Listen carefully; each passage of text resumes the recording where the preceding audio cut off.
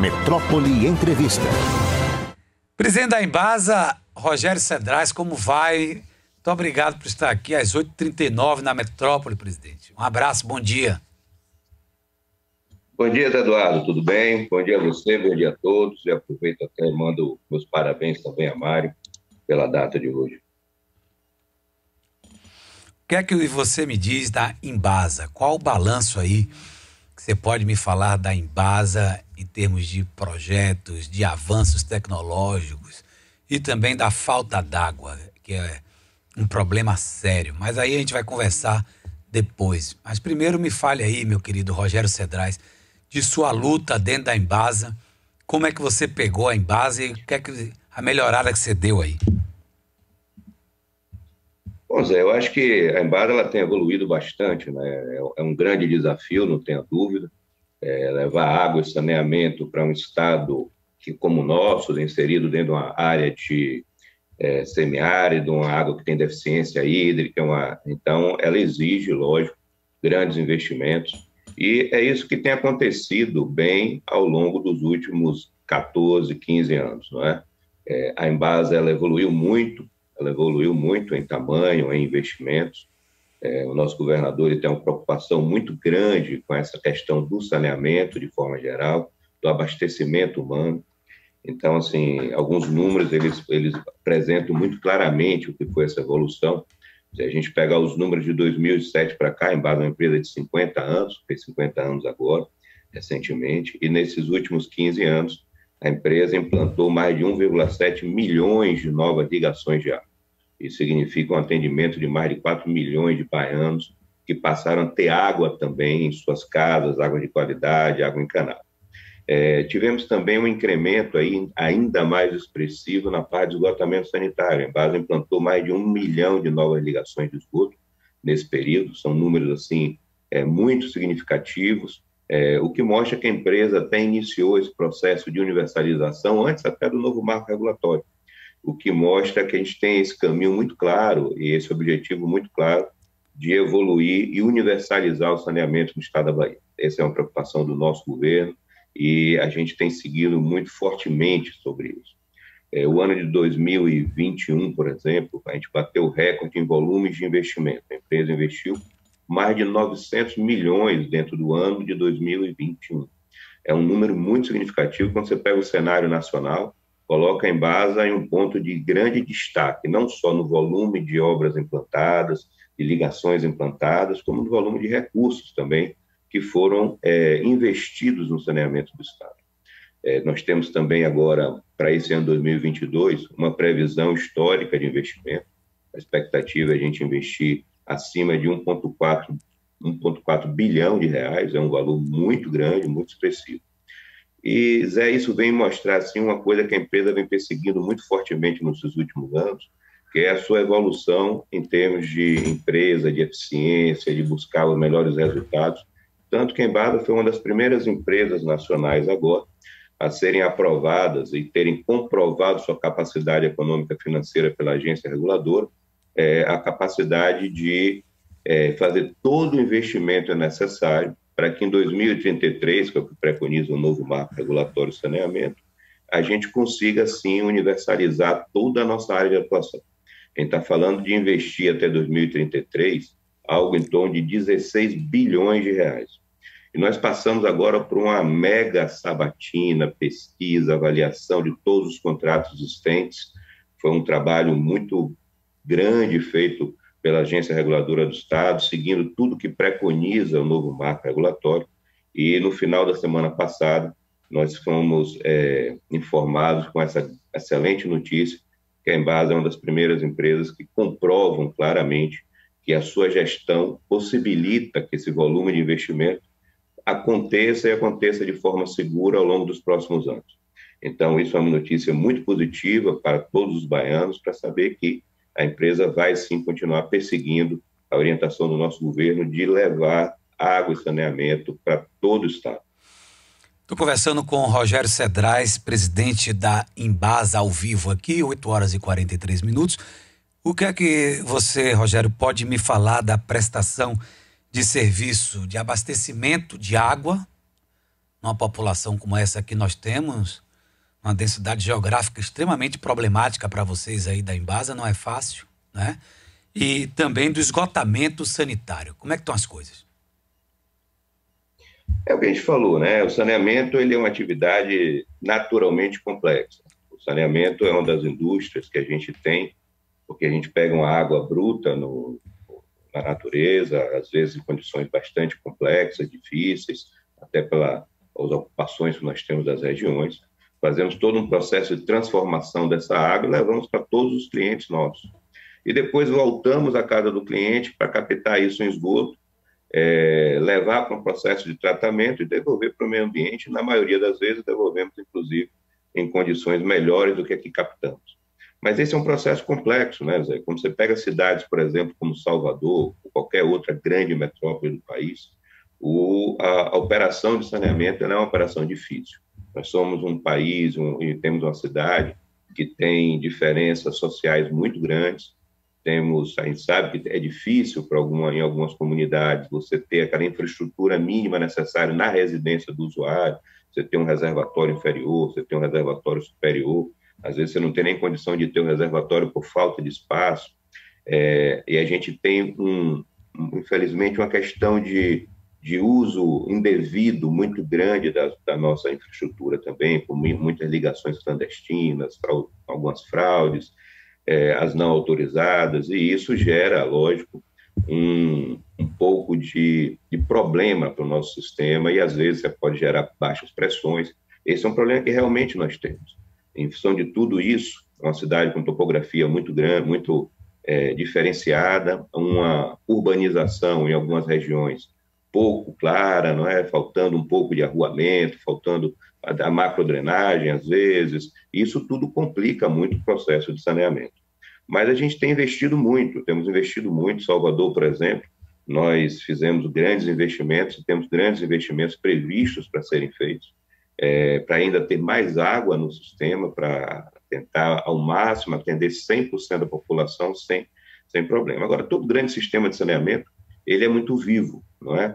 Bairros nascem, crescem muito rapidamente, alguns bairros que eram unidomiciliários, ou seja, que tinham casas, tinham ocupações desse tipo, de uma hora para outra, o plano diretor pode mudar e aquele bairro inteiro ele verticaliza. Então, o que seria consumo de uma residência, você vai ter naquele mesmo lugar, às vezes um prédio com 40, 50, os consumos mudam, aí você já precisa voltar a investir naquela região.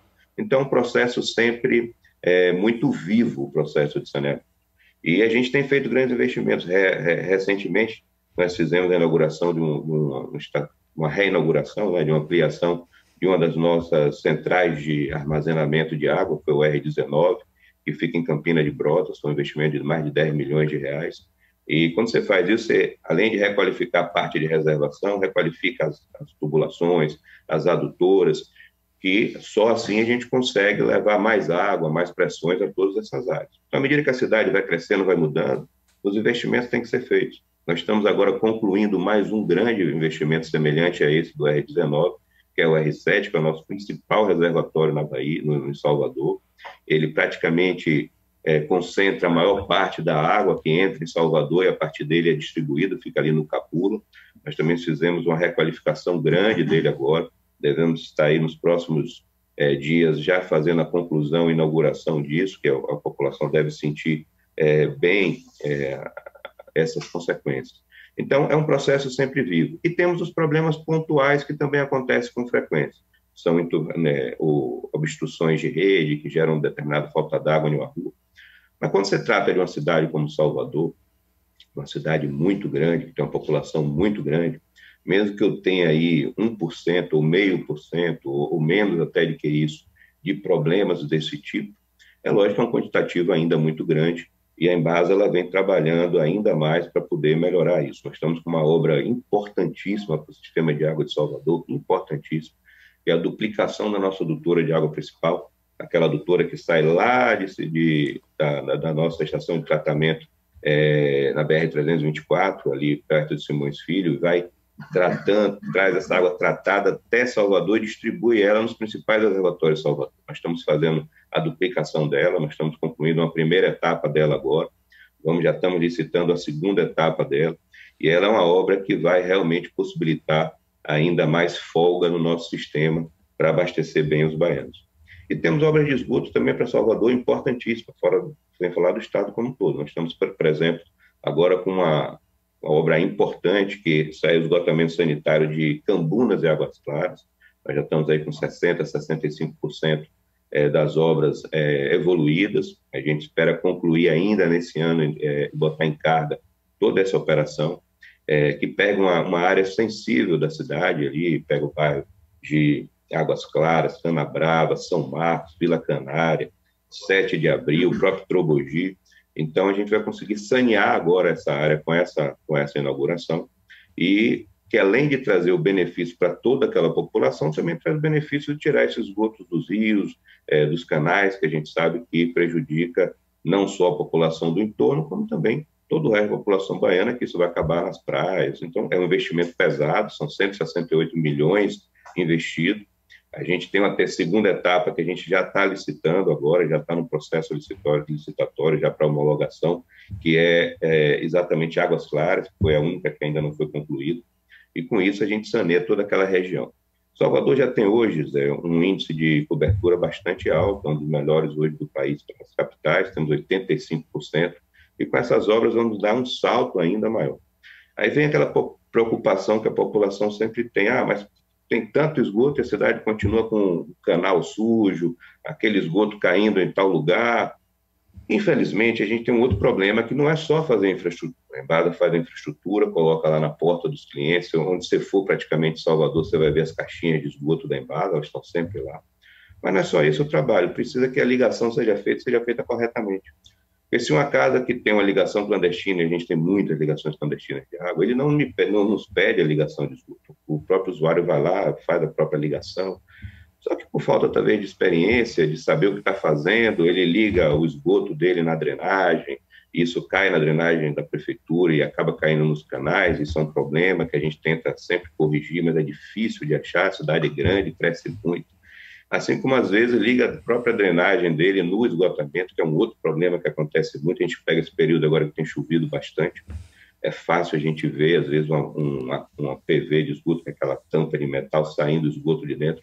Aquilo ali é o seguinte, quando chove, não deveria entrar um litro de água da chuva dentro do sistema de esgoto, que eles são separadores absolutos.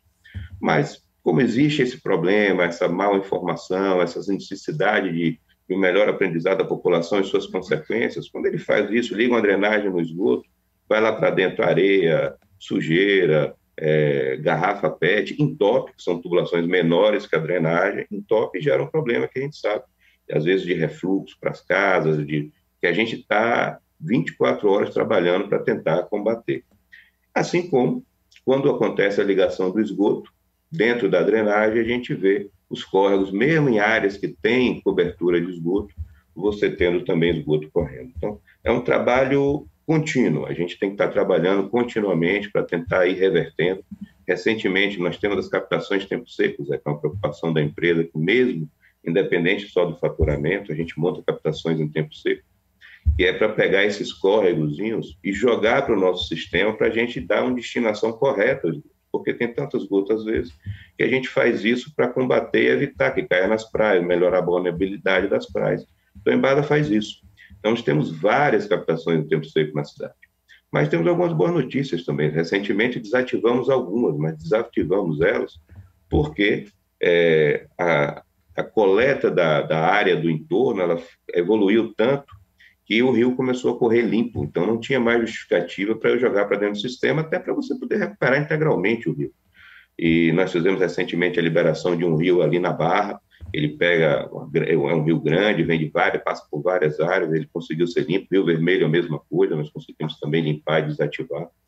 Então, assim, é um trabalho contínuo, mas que a empresa tem evoluído, a gente sabe que ainda temos muito a melhorar em alguns quesitos, estamos perseguindo isso, a gente ouve, por exemplo, às vezes a população fala, mas não joga água para o subúrbio, a água fica mais na sede. Não é assim não. Hoje, 60% de toda a água tratada que entra em Salvador vai exatamente para aquela região ali mais do subúrbio, rodo ferroviário, é o maior demandante de água. Mas a gente tem os problemas que a gente estava falando lá, né? Temos as clandestinas, uma ligação clandestina, quando ela é feita sem as devidas preocupações técnicas, digamos assim, ela passa a ser não só uma ligação clandestina, como um vazamento também. E o vazamento pode gerar um outro problema, não só para a pessoa que fez, como para os outros que estão depois. Porque uma vez que tem um vazamento, você cai a pressão, já gera dificuldade mais à frente, é um ponto que pode gerar uma contaminação de água. Então, normalmente, quando a gente tem pequenos vazamentos na cidade, quando a gente vai lá, houve alguma inserção, algum acesso àquela rede nossa de forma equivocada. Então, é por isso que é tão importante essas conversas nossas com vocês, é uma forma para a gente explicar um pouco e chamar a importância dessas ações, da preocupação que a população tem que ter com essas questões também. Bom, e para terminar, temos mais uns 2 minutinhos. A gente está vendo, obviamente, o avanço da Embasa em alguns setores, como você mesmo falou aí, meu querido Rogério Cedrais. Agora, essa coisa da ligação clandestina, que é impossível de se fiscalizar. Eu conversava aqui com o Abraão em relação a isso, eu acho que é impossível, não se tem nem como fiscalizar. Você passa por um bairro, por trás da Luiz Eduardo Magalhães, você vê um mundo. Obviamente que ali tem ligação clandestina de água, de luz, e isso atrapalha o trabalho da Embasa e eu imagino o quanto isso atrapalha. Mas, ao mesmo tempo, eu vejo 3 meses um bairro sem água, 2 meses o bairro sem água. O outro reclama lá na televisão, meu bairro está sem água há 20 dias que não cai água. Por quê? Essa falta de água é devido à ligação clandestina também, Rogério? Aí é um pacote de coisas, né? Você ter 3 meses de falta d'água, ele é um pouco complexo, difícil de estar acontecendo ininterruptamente, porque há todo um processo de mapeamento de todas as reclamações. O cliente, quando liga para o nosso 0800, é importantíssimo para a gente. Cada registro de 0800, ele abre uma chamada, ele vai para um mapa digital e mostra ali que ali teve um problema.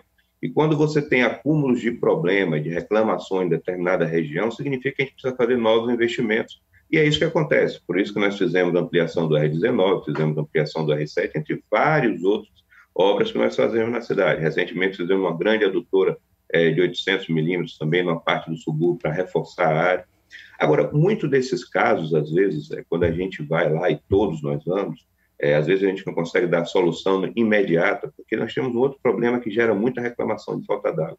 São residências que têm 3, 4, 5 pavimentos e ela não tem um reservatório. Então, são pequenos edifíciozinhos onde não tem um reservatório embaixo. E o sistema de saneamento é diferente do de energia, né? Ele trabalha por pressão. Eu tenho que botar pressão nele, as normas técnicas falam que essa pressão tem que ser de algo em torno de 6 a 10 metros. E é isso que a gente está sempre perseguindo. Mas só que quando você tem uma residência com mais de 2 pavimentos, 3 pavimentos, e você não tem reservatório embaixo, a água tem que, além de tudo, subir todo aquilo para cair no reservatório lá de cima, quando tem reservatório lá em cima. Então, esse é um outro grande problema que nós temos na cidade de Salvador, que não é particular de Salvador, o Brasil todo tem esse mesmo problema. Então, você tem que trabalhar com pressões muito altas para abastecer todo mundo. E o sistema não pode trabalhar assim. Quanto maior a pressão, maior o número de quebramentos. A gente sempre fala, e isso aí está na literatura praticamente técnica mundial, quanto maior a pressão nos sistemas, mais deficiente é o sistema, mais problemas de perdas, mais problemas desse tipo nós temos. Então, nós temos que trabalhar dentro daquela faixa do ótimo, 10, 20 metros, ali é a faixa do ótimo. Mas se você tem construções que vão além disso, sem um reservatório, uma levatória, ou seja, aquela bombinha que o cara liga no reservatório de baixo para jogar para cima, eu acredito que, se olhar no seu edifício, seu prédio, casas de 2, 3 pavimentos, isso é uma regra. Ele tem um reservatóriozinho ali que recebe a água durante o dia todo, mesmo com oscilações de pressão, enche e quando precisa liga a bombinha, a água vai lá para cima e a casa está sempre abastecida.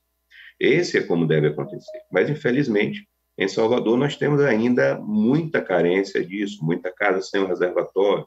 E a gente sabe, não é? A casa começa com um pavimento, passa para 2, depois faz 3, faz 4. E isso gera muito esse tipo de problema que a gente está falando. E quando isso acontece nos pontos mais altos da cidade, pior ainda. Aí você pega esse tipo de problema, mas o problema de você ter muita clandestina, principalmente na parte mais baixa da cidade, e derruba a pressão, e a gente não tem esse controle, a gente não tem a ligação cadastrada. Eu não sei qual é o consumo que ele tem, Você tem uma ideia, nas pesquisas que nós fazemos, uma ligação clandestina ela chega a consumir 4 vezes a mais que uma ligação normal, porque não há controle, não há aquela preocupação de gastar menos pela conta que vem no final do mês. A gente sabe que a conta da Embasa ela é progressiva, né? Cada consumo a mais vai aumentando o valor. Então, como essa preocupação não existe, é comum você ver casas que tem a torneirinha dele lá, fica aberta direto, quando tem torneira, às vezes nem tem.